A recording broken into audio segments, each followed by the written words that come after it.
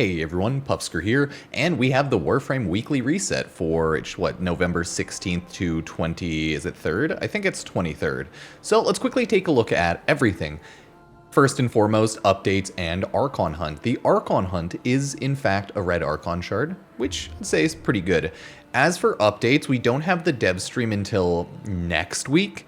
So for this week, nothing really going on, right? They're just having like random Tenogen sales and stuff like that. Community, Epic coupons have been restored for the Epic Games Store. So hey, if you ever use the Epic Games Store, remember to use Epic Games creator code Pupsker to support me. Sub, like, and all that jazz if you ever want to be a friendly friend. Now, we continue on with that Archon hunt being red. It's a good week all in all, and we do also have pretty strong Incarnons, but before that, weekly reminder, you can get kissed by your proto frame, so if you want to do that, go do that. I'm not going to play through the whole animation this time or anything, but just thought I'd remind people. So go kiss your proto frames and run these 2 defense survival alerts for the Exilus Warframe weapon adapters, if you haven't already.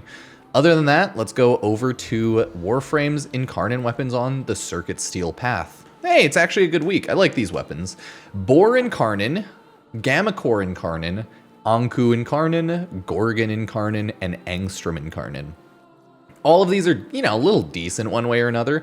I'm a big fan of the Boar Incarnon. It turns it into a lazy beam weapon that just shoots multiple beams out and hits enemies. You get decent enough damage boosts there, some good enough evolution 3s there, like base capacity, accuracy, reload speed stuff. It's not terrible. But more importantly, you get good crit, good damages off your final one, and there's a lot of actual good advantage you can take from either Survivor's Edge or Critical Parallel. At least those are the ones I like, but it's a good weapon. I like it.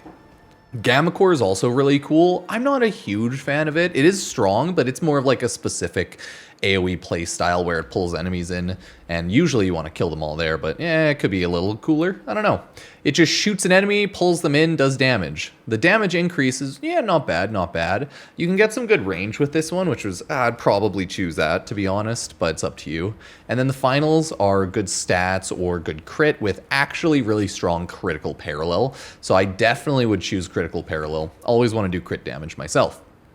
Anku just makes a really strong melee slash weapon because it does gain a good chunk of melee damage. Successful slide attacks grant +3 range and inflict slash status for all attacks for 6 seconds. So you can get a good boost of range and do a lot of damage, but you don't get that +3 meter range initially. You have to remember to slide attack, so it can be a bit annoying, right?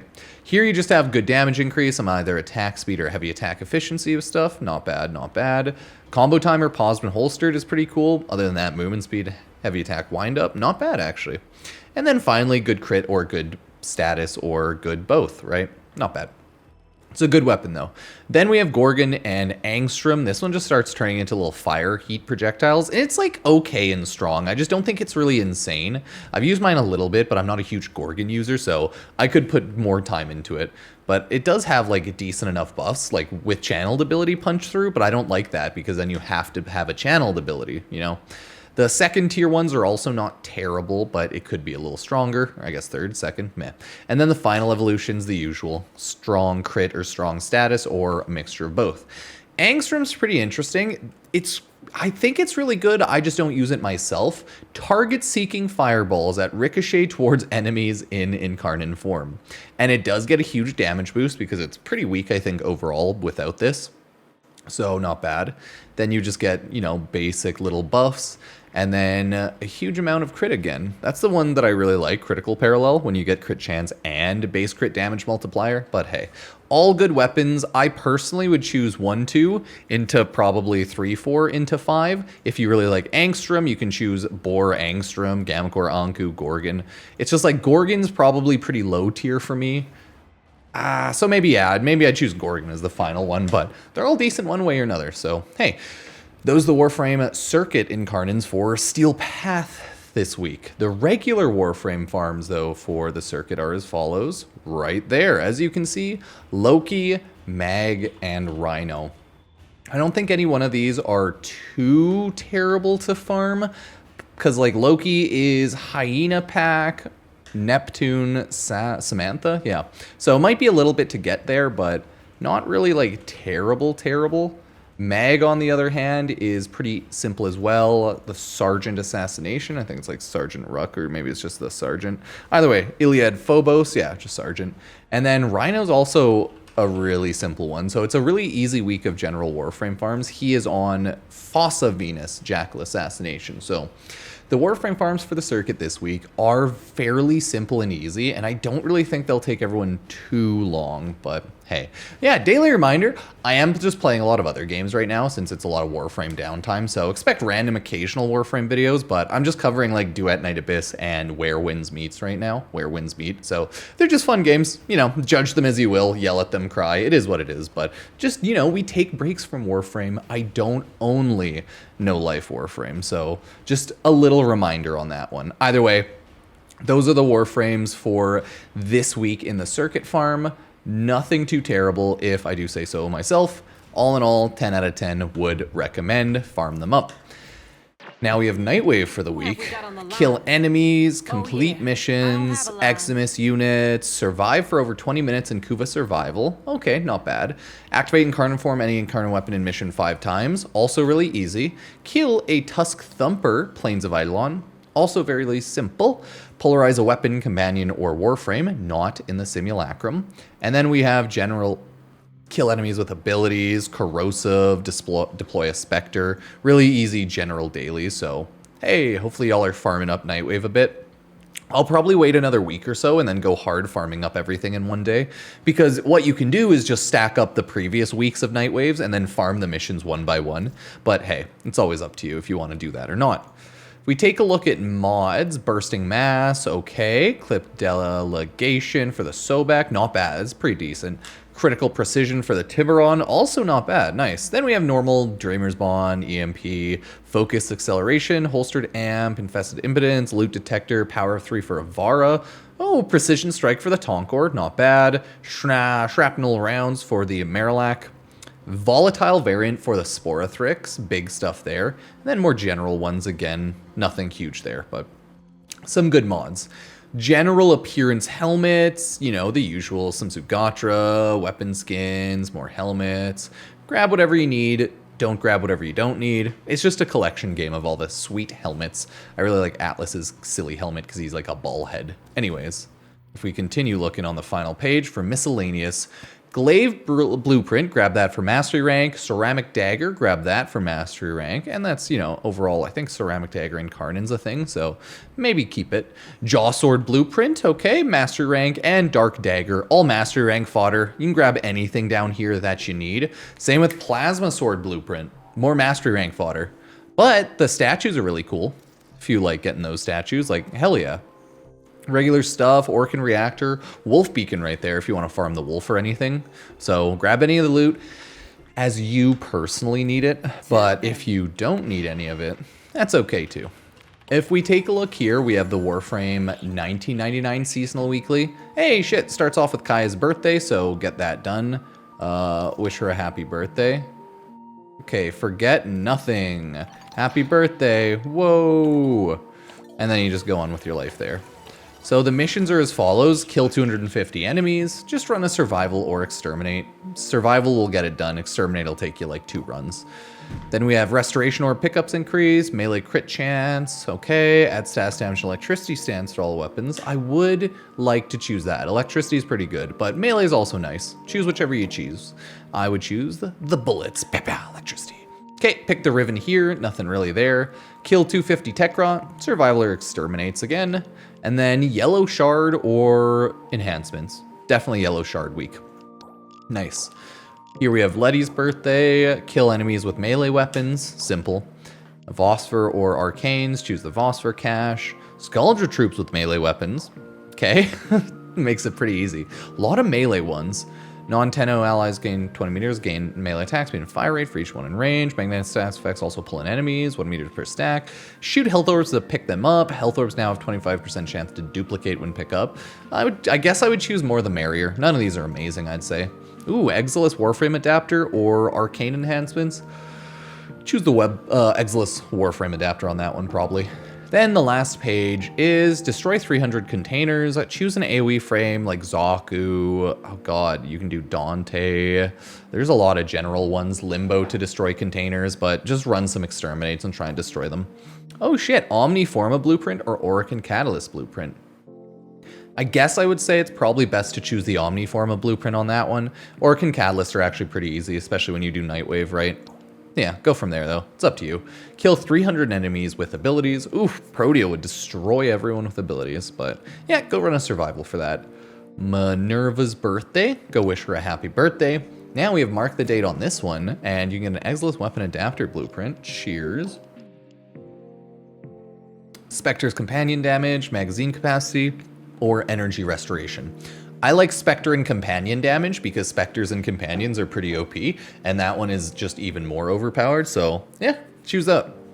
Either way, that is the Warframe 1999 seasonal weeklies this week, so not too bad. Let me know how you're feeling on that one. We do have to now check out Deimos. There we go. Sanctum Anatomica for Bird 3, which is Elite Deep Archimedea. Well, Bird 3 and Elite Deep Archimedea. Because I think technically Lloyd is the Elite Deep Archimedea vendor dude, but hey. So the weekly Bird 3 shard. Oh shit, sorry. Shiny treasures. Is a yellow treasure. Okay, we actually get a lot. I think there's like now a red, a yellow, and a yellow that we can get. Yeah, good amount of general shards. So I have these ones. These ones are all personal modifiers. They change around each week depending on the person, so cool. Then we have Exterminate, Sealed Armor. Enemies take 90% less damage from non-weak point hits. Slain enemies burst with Void Energy. And enemies' health slowly regenerates. So the first one's actually not bad. Just try to hit the enemies in the head. Try to kill them, and that's about it. Next we have Mirror Defense, which can actually be a huge pain in the ass, but it's the hardest one for sure. The Oracle and Vitrium take damage over time. Collecting required Vosving glyphs will halt the degradation, partially heal them. Slow-moving, Immortal Duviri limits drain health and energy from allies who get too close, and then slayed enemies burst with void damage. Yeah, that one's a huge pain in the ass, 100%. Hopefully there's someone good enough in your team that just defends the mirror defense target, and then everyone else destroys the enemies, because, dear God, the mirror defense target, it's going to be a pain. Now, all Gruzzlings are Eximus.